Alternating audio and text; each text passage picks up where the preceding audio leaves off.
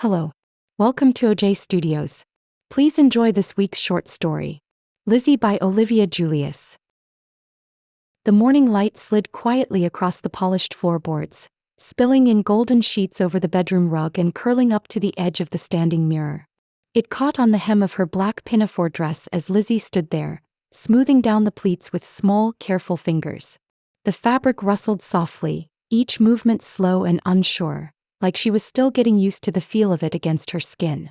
I stood a few steps behind her, holding my breath without meaning to. She looked perfect. That was the word that settled in my mind like dust on a windowsill. Perfect. Everything I had envisioned, every stitch and button, every piece of this morning's performance, was exactly as it should be. The crisp white polo shirt tucked neatly beneath the pinafore. The white tights unwrinkled and bright, hugging her small legs without a snag. Her black Mary Janes, polished to a shine I could see my face in. Those I had taken particular pride in last night, rubbing each surface until the leather caught the light just right. I stepped closer and gently adjusted the pink bow clipped into her hair, the soft strands fine and clean, still warm from the dryer. The bow was the final touch. A ribbon of sweetness, a flourish of childhood, tied to a box I had wrapped myself. She blinked at her reflection in the mirror, wide-eyed and still. Her lips parted like she was about to say something but couldn't find the words. There was no recognition in her expression, only bewilderment, wonder, a deep, reluctant fear. She looked like everything a little girl should look like on her first day at St. Adelaide's School for Girls. Pristine, proper, polished. Just like she should. Except of course she wasn't really a 10-year-old girl.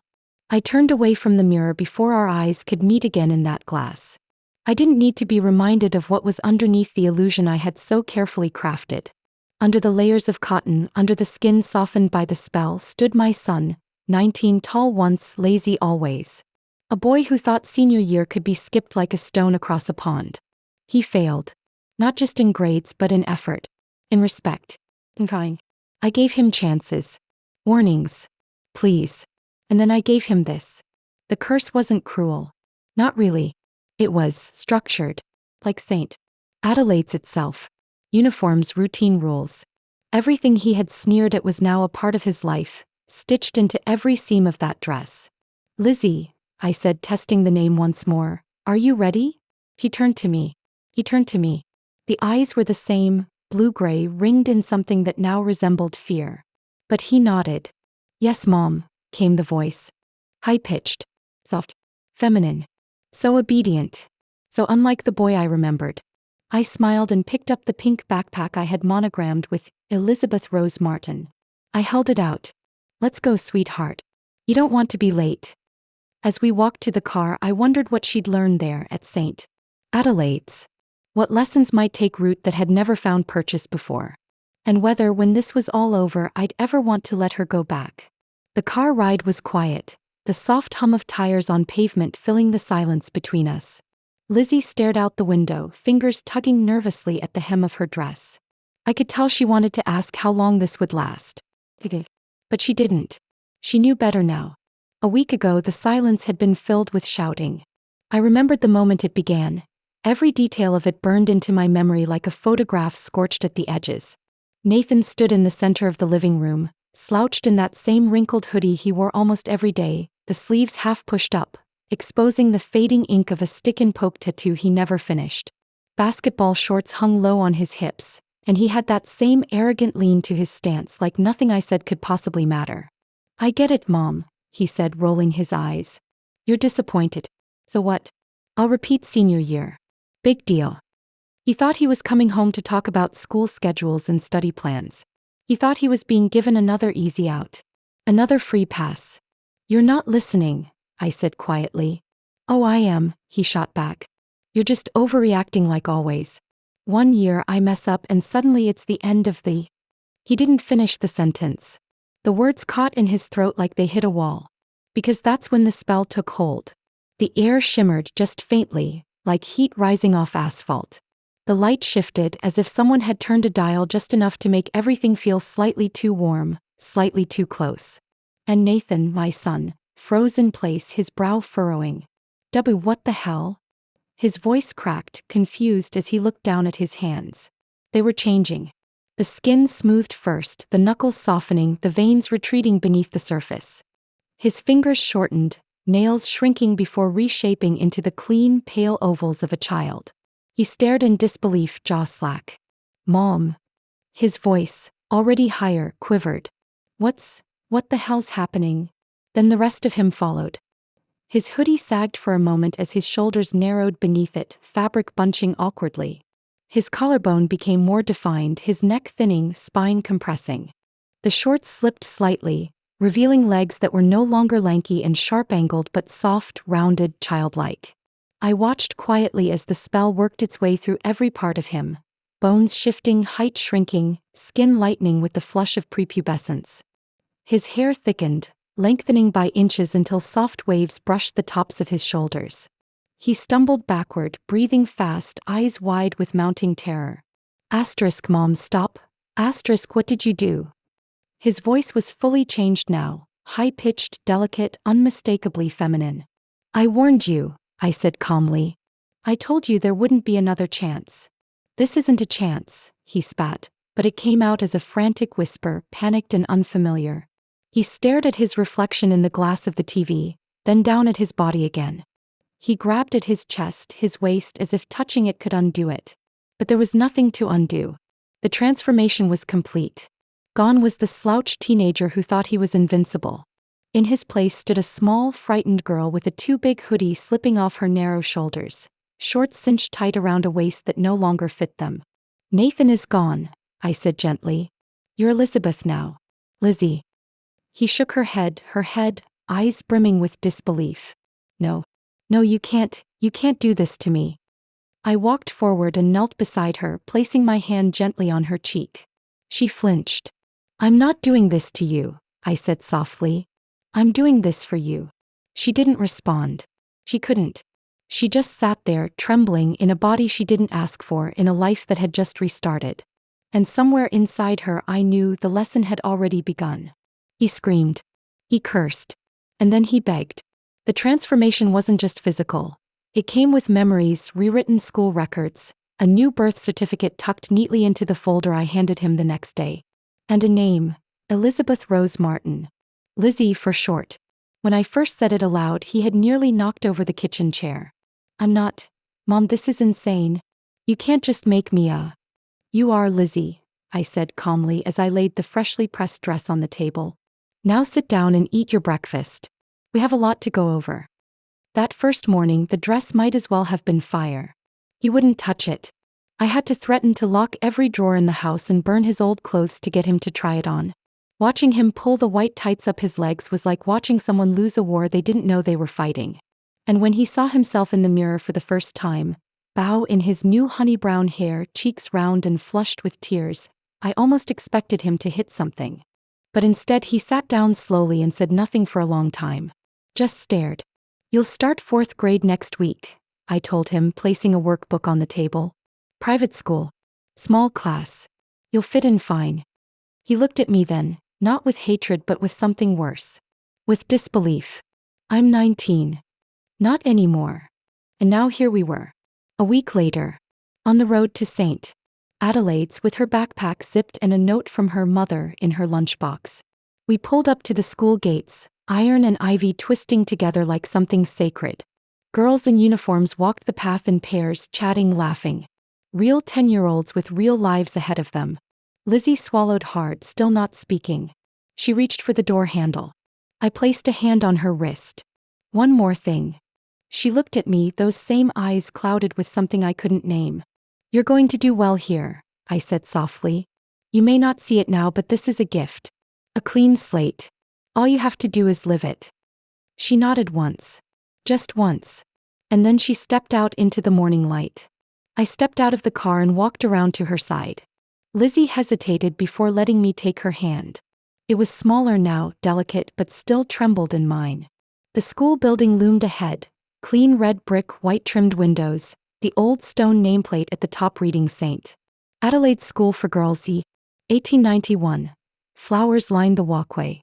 The girls were all neatly dressed, smiling, chatting.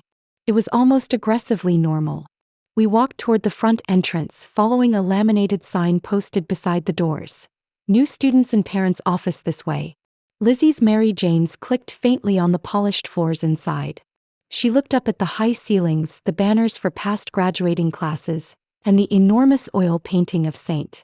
Adelaide herself looking down with distant judgment. "Straighten your bow," I whispered. She did, her small fingers adjusting the pink ribbon until it sat just so. We followed the hallway to the front office. A woman with short gray curls and reading glasses perched low on her nose looked up from her desk. Her name tag read Ms. Dolan. She gave a tight smile. "Good morning. And who's this?" "This is Elizabeth Martin," I said. "She's transferring in as a fourth grader." Ms. Dolan glanced at Lizzy and smiled with routine warmth. "First day, huh? Don't worry, sweetheart, we'll take good care of you." Lizzy said nothing. I felt her grip my hand tighter. I reached into my handbag and pulled out the envelope containing all the necessary documentation. Birth certificate, immunization records, school transcripts from a fictional elementary school in Vermont. All forged. All enchanted. Magic had a way of making lies stick, especially when wrapped in paper and red ink. Ms. Dolan flipped through the documents, nodding along. "Everything looks in order. We'll just need her to sit for a quick orientation. Her teacher, Ms. Claiborne, will come to collect her shortly." She glanced up at Lizzy again. "Do you have any questions, dear?" Lizzy shook her head faintly. "Good. You'll be with the other girls your age. Small class, only 8 students. Lots of reading, some light arithmetic and music on Thursdays." She smiled wider. "You like to sing?" Lizzy just blinked at her. I stepped in. "She's a little nervous. But she'll settle in." "Of course, Ms. Dolan said, still smiling, returning the papers to the folder and placing it in a tray marked admissions complete. That was that. According to the system, school records, state databases, even the Department of Education, Elizabeth Rose Martin had always existed. Nathan, my son, had never even graduated high school. And now he never would. A few minutes later, a tall, red-haired woman in a navy blouse and matching heels walked into the office with a clipboard tucked under one arm. She extended her hand to me first. "Ms. Martin, I'm Claire Claiborne, Lizzy's teacher. We're very excited to have her." I smiled. "Thank you for welcoming her." Ms. Claiborne turned her smile to Lizzy. "Ready to come meet your new classmates?" Lizzy hesitated, then gave the barest nod. "Mind if I walk her down?" I asked. "Of course not, Ms. Claiborne said. "We love when parents are involved." We stepped out of the office together, heading down a hallway lined with lockers half her height. Lizzy kept pace beside me, but her shoulders had drawn up tight and her eyes flicked nervously toward the classroom doors we passed. Each one was a step closer to something she hadn't yet learned how to survive. About halfway down she spoke, barely above a whisper. "Mom, you don't have to come with me." I looked down at her, feigning ignorance. "Why not?" She didn't answer immediately. Her fingers fidgeted with the hem of her pinafore. It's embarrassing. I'm not a baby." The irony of that statement, coming from a 19-year-old boy in the body of a 10-year-old girl in white tights and a bow, was almost too much. But I didn't smile. "You're not a baby," I said evenly. "You're a student. And it's your first day. I'm allowed to be proud." She didn't answer. We reached the classroom at the end of the hall, room 4B. Through the narrow window, I could see 8 desks arranged in a neat semicircle, each with a name tag written in bubbly marker ink. Crayon drawings lined the bulletin boards. A paper calendar on the wall read "Welcome to August." Ms. Claiborne opened the door with a bright cheeriness only elementary school teachers can truly master. "Class, we have a new friend joining us today. Everyone say hi to Lizzy." A chorus of "Hi, Lizzy" rang out from inside. Lizzy stood frozen at the threshold. I gave her hand a final squeeze. "You'll be fine," I whispered. "Remember what we talked about. Just breathe. Be polite. Be brave." She turned her face slightly toward me. Her eyes were wide with the same quiet pleading she'd shown in the mirror a week ago. But this time she didn't beg. She just nodded and stepped into the room. I stood by the door for a moment, watching as Ms. Claiborne guided her to a desk labeled Elizabeth M. One of the girls leaned over to say something, and Lizzy gave a shy, strange smile in response. Then she sat. Back straight. Hands folded. Bow still in place. Perfect. I turned and walked away, the sound of a multiplication song echoing faintly behind me as the door swung closed. The hallway was quiet again as I walked back toward the front entrance. Morning light streamed through the tall windows, warming the old floorboards and casting long lines across the polished tile. Somewhere down the corridor, a bell chimed and doors closed one by one, sealing the children into their lessons. I paused by the front doors, hands resting on the strap of my purse. Through the glass, I could see the schoolyard, neatly trimmed hedges, flowers blooming in a perfect bed. The world looked calm, structured, as it should be. I thought of Lizzy sitting in that little desk, hands folded just right, her bow catching the light. The look on her face when she first saw herself, truly saw herself, reflected in that mirror. So much fear. So much confusion. But she hadn't broken. Not really. She was adapting. Slowly, yes, but surely. And now, surrounded by other girls, following rules, living a life she never would have chosen, she would learn. She would learn what it meant to belong. What it meant to try. What it meant to finish something she started. I opened the door and stepped outside. The morning breeze was soft, almost sweet, carrying the distant laughter of children at recess. I paused at the top of the steps and looked back once at the building, tall and proud. Lizzy would graduate this time. On time. And as a girl. I smiled. Then I walked back to the car. The school building disappeared in the rearview mirror as I pulled out of the parking lot, the morning sun glinting off the roof tiles like everything was shining just a little too brightly. I drove in silence, the road nearly empty, the kind of peaceful calm that only happens when the rest of the world is already where it's supposed to be. When I reached the corner near the park, I pulled over beneath a tall oak tree, its leaves casting dappled shadows across the dashboard. I turned off the engine and sat still for a moment, letting the silence settle around me like dust. Then I leaned over to the glove box. It creaked as I opened it, papers, receipts, a half-empty bottle of hand sanitizer tumbling forward. I pushed aside the stack of old insurance forms and dog-eared takeout menus until I found it. A glossy brochure folded neatly in thirds. I pulled it out carefully, smoothing the edges with my thumb as I stared at the soft, pastel-colored cover. At the top, in gentle script, were the words, Willowbrook Ballet Studio, Beginner Enrollment Packet, and beneath it, a photo. A little girl in a pale blue leotard and white tights, her feet turned out in first position, arms delicately curved in front of her. Her face was serene, almost otherworldly, focused, balanced, like she knew exactly who she was. I smiled. I had already bought Lizzy her leotard. Light blue. I found it in her size last Thursday, tucked it into a pink mesh dance bag with a pair of canvas slippers and a neatly folded cardigan. It was hanging in her closet now, waiting quietly for her. Just like everything else I'd set in motion. Her first ballet class was tomorrow after school. One step at a time. One lesson at a time. She would learn the rules. She would learn the grace. And in time she would become exactly what she needed to be. Not just a good student. Not just a polite little girl. But something better. I folded the brochure gently and slid it into the center console, placing it just so. Then I started the engine again and pulled away from the curb, the sun glinting across the windshield. There was still so much ahead for her. And this time she wouldn't fail.